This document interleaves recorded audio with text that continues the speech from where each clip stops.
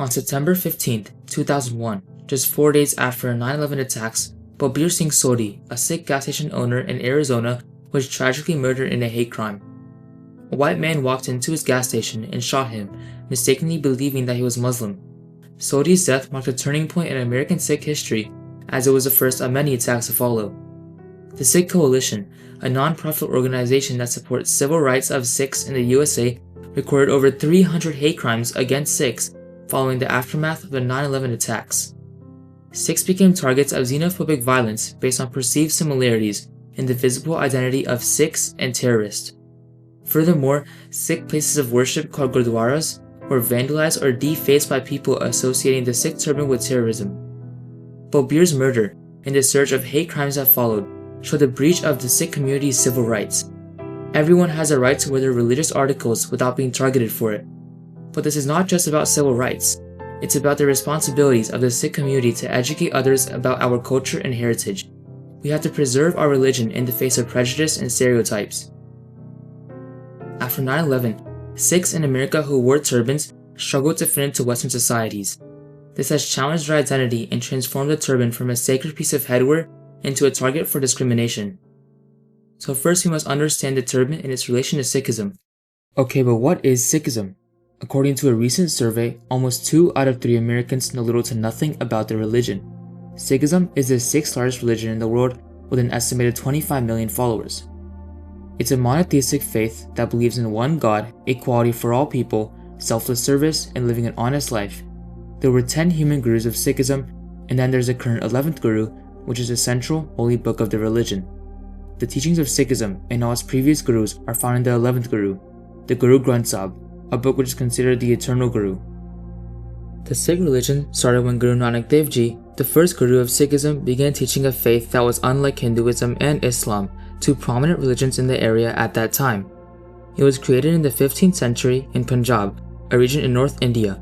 Guru Nanak wore a head covering which is depicted as a turban. The turban styles have changed over the years, and it was originally part of a bigger movement to make Sikhs distinct and have a different identity. Fast forward over 200 years, Guru Gobind Singh, the 10th of 11 Sikh Gurus, formed a Khalsa, a group of committed Sikhs who take a vow called the Amrit Sanchar and promise to live by something called the 5 Ks and some other values of Sikhism. Guru Gobind Singh further emphasized the turban and made it a part of the 5 Ks. The 5 Ks include Kesh, uncut hair, Gara, a steel bracelet, Ganga, a wooden comb, Kachera, cotton underwear, and Kirpan, a steel sword. The 5 Ks are in this order for spiritual reasons. It shows the progression of a Sikh from Kesh to Kirpan. Kesh, uncut hair, is a symbol of holiness and strength. Sikhs believe that hair is a gift from God and should be left uncut. One reason that the turban was made was to cover a Sikh's uncut hair. I actually interviewed 2 Sikhs in different parts of America to ask about their time here wearing the turban. The first person I interviewed has been living here for around 30 years now. I asked him if he has ever faced challenges or been a victim of stereotypes because of his turban. This is how he responded. In 30 years, and things have changed from how this country used to be to how it is now, and the things which have happened in between. If you probably, at your age, you probably know about 9/11 and all that which happened around that time. So prior to 9/11, things were okay. People would sometimes look at you as with some curiosity. Little kids probably would think maybe you are one of those fictional characters in the movies like Aladdin or something. But it was still all happy-go-lucky types. There was no issues. Post 9/11, I guess there were sometimes you would feel that some people are not looking at you with that same brotherly feeling what you normally expect in this country. And sometimes you started feeling that people are kind of looking at you with a different sort of things in their mind, so to say. Once a sacred symbol of diligence and courage, this piece of clothing is now a focus for unjustified hate. The turban can be compared to the cross in Christianity. They're both a symbol of faith that is worn by believers in their religion. Yet when we see a necklace with a cross, or a shirt that says Jesus saves, or even a church, the first thing that comes to our mind is usually not fear or suspicion. We might think that our world is a very advanced place, when in reality, some of us are still stuck in the past with our xenophobic beliefs. The stereotypes put on Sikhs are now carrying on to this new generation too.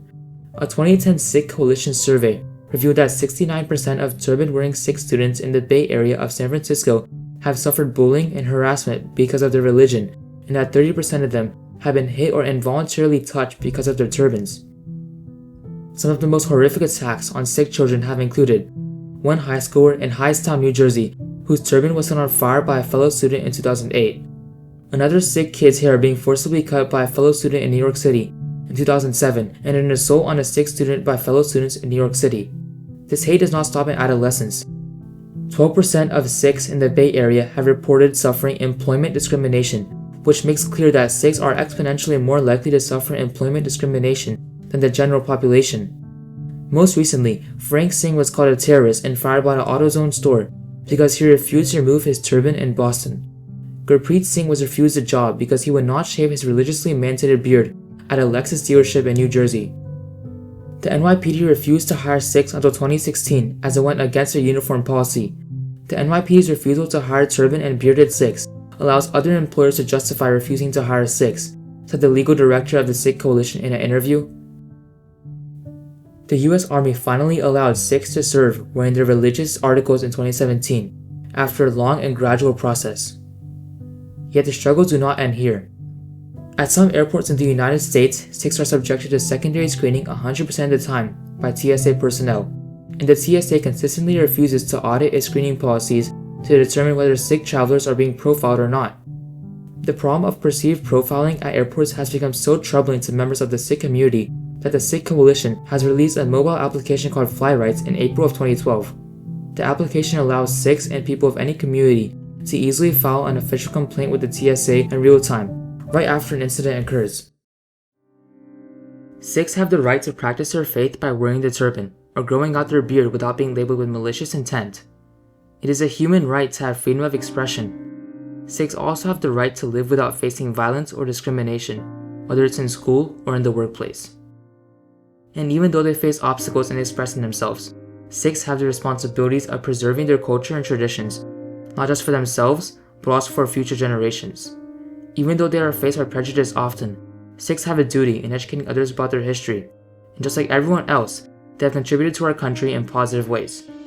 The rest of America also has a responsibility of learning and accepting new religions and cultures, as only by a national group effort we will change the views of Sikhs and challenge stereotypes.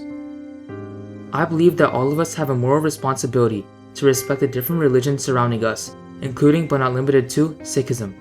We can help increase awareness about Sikhs and their turbans amongst our friends and family. It starts with just one. Lastly, we can do a mental exercise and place ourselves with our symbols of religion that we proudly wear in a society that does not recognize them, and even worse, sees it as an indication of threat. This is how turban-wearing Sikhs feel in our society. When you tie the turban, what does that mean to you? You see, the turban is given by our gurus, and I am very, very proud of keeping it. There is nothing in the world for which I can remove my turban. No. So I'm very proud of this turban.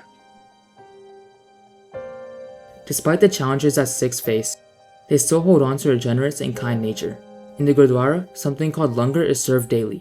At any time, someone can walk in, no matter their race and religion, and get food and drink and even a place to rest.